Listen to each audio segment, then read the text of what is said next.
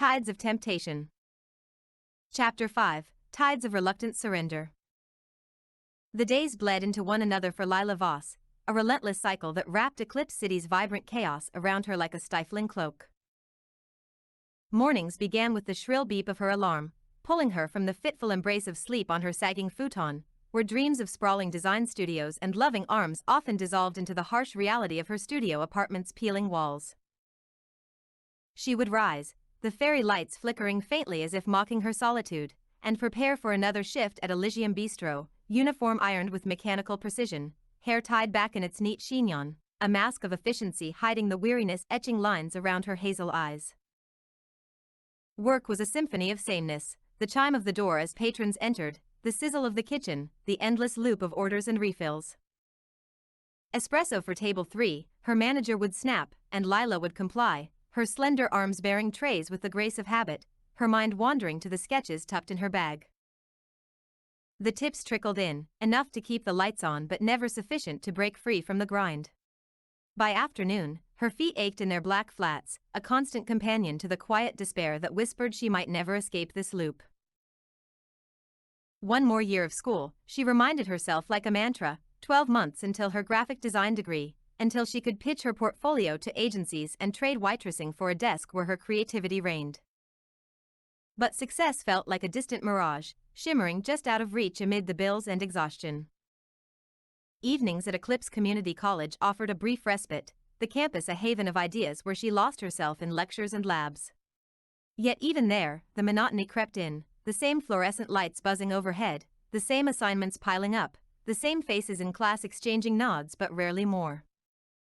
Lila excelled, her projects earning praise for their innovative flair, but the praise rang hollow without the promise of change. As she manipulated digital canvases, her thoughts drifted to deeper yearnings, not just professional triumph, but something real, a partner who saw beyond her curves to the resilient woman within, a life shared, perhaps with children before time slipped away. At 25, she felt the clock ticking, a subtle pressure amid her solitude, imagining tiny hands and laughter filling her empty apartment. But who would want that with a struggling waitress student? The thought weighed on her, a secret hope buried beneath her determined facade. That evening, after class, Mia and Jax insisted on a low-key hangout at a nearby cafe, its warm lighting and aroma of fresh brews a soothing contrast to Pulse's frenzy.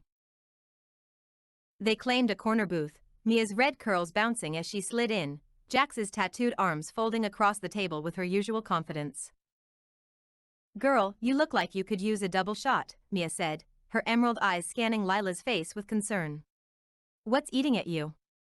Still recovering from our wild night?" Lila forced a smile, stirring her tea absently, the steam rising like her unspoken thoughts. "Just the usual grind. Work, school, rinse, repeat. One more year, and maybe I'll finally break out, land a real design gig, you know? But sometimes it feels like I'm running in place." Jax nodded, her voice gruff but kind. "You've got the talent, babe. Those sketches of yours? Killer. But life's more than portfolios. You thinking about the bigger picture? Like settling down or something?" Mia leaned in, her lithe form shifting with curiosity. "Yeah, spill. You've been distant. Dreaming of Mr. Right? Or Mrs. After our fun, I'm open to all options." Lila chuckled softly, but her eyes softened with vulnerability. "Honestly? Yeah. I want success, the career, the freedom. But I also want something real, you know? Someone who gets me, who wants to build a life. Kids, even, before I'm too old and it's too late. But who has time for that when I'm barely keeping my head above water?" Mia reached across, squeezing her hand. "You're 25, not ancient. And you're amazing, any guy or gal would be lucky. But don't wait for perfect. Sometimes you gotta chase what you want." Jax grinned, raising her coffee in a toast. To chasing dreams, and maybe a hot date or two along the way. Lila clinked her mug, a spark of hope flickering amid the monotony. As they chatted late into the night, sharing laughs and plans, she clung to that vision, a future where success and love intertwined, banishing the shadows of her current life. But as the evening wound down and her friends hugged her goodbye outside the cafe, reality crashed back like a cold wave. Back in her apartment, Lila rummaged through her bag for her wallet, her heart sinking as she remembered the expensive textbook she'd bought for school, a necessary splurge for her advanced class, but one that left her short on rent. The landlord's note was already slipped under her door, a stern reminder scrawled in blunt handwriting, rent due. No more extensions. Panic knotted her stomach, she couldn't afford another late fee, let alone eviction. With trembling fingers, she counted her tips again, confirming the shortfall, her mind racing for options. Before she could gather the courage to approach him, a heavy knock echoed through her apartment, the landlord himself, mid-40s, balding with a greasy comb-over, a little overweight, his paunch straining against a stained shirt, arriving unannounced as he often did for collections. His body odor wafted in as she opened the door, a mix of stale sweat and cheap aftershave that made her nose wrinkle. He lived in the building with his wife and kids upstairs, a family man on the surface, but his eyes always lingered too long on her curves. Lila, rent's past due, he grumbled, stepping inside without invitation, his voice gravelly as he closed the door behind him. You know the rules, no more excuses. She backed up slightly, her voice shaky with desperation, tears welling in her eyes as the weight of her situation crushed her. Please, Mr. Harlan, just a little more time. I can pay part now, the rest by next week. I'll do anything. Pay in any way you want. Whatever it takes to stay. Please, I beg you, don't kick me out. His eyes darkened with opportunism, raking over her form as he smirked, his balding head gleaming under the fairy lights.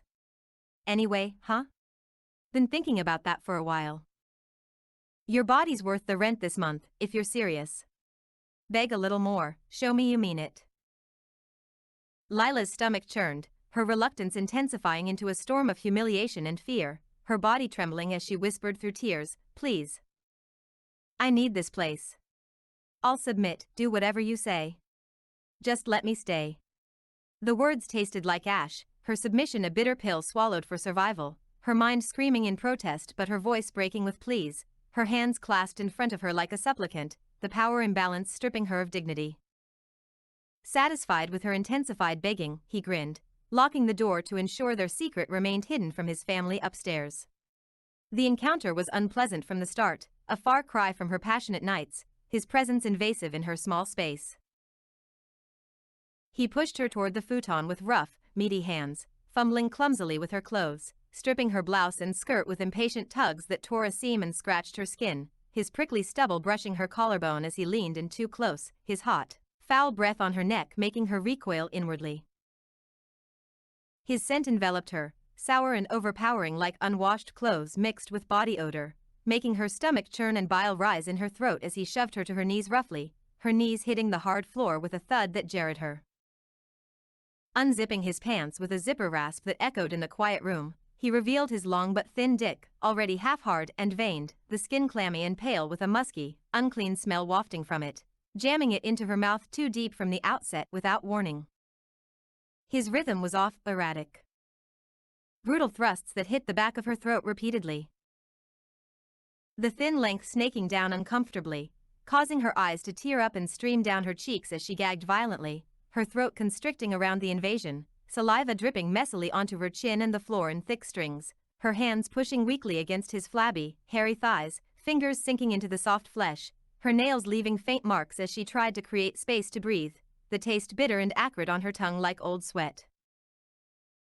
He pulled out abruptly after several minutes of her choking gasps, his grip tightening in her hair painfully, yanking her head back so hard her neck strained, strands pulling from her scalp as he pushed her onto her back on the futon, the springs creaking loudly under their combined weight, his paunch sagging over her like a heavy blanket.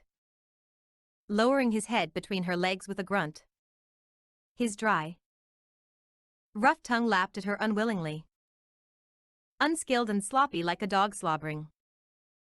His prickly face stubble scraping against her sensitive inner thighs like coarse wire brushing raw skin, leaving angry red welts that stung and burned with every abrasive rub, his saliva minimal and thick, stringy like mucus, the sensation more irritating than arousing, chafing her folds as he probed clumsily, his nose pressing too hard against her bud without rhythm, forcing her to endure the scratchy discomfort with clenched fists and bitten lip, her body tense and rigid, no moisture gathering from desire, only from her body's defensive response, her mind pleading for it to end.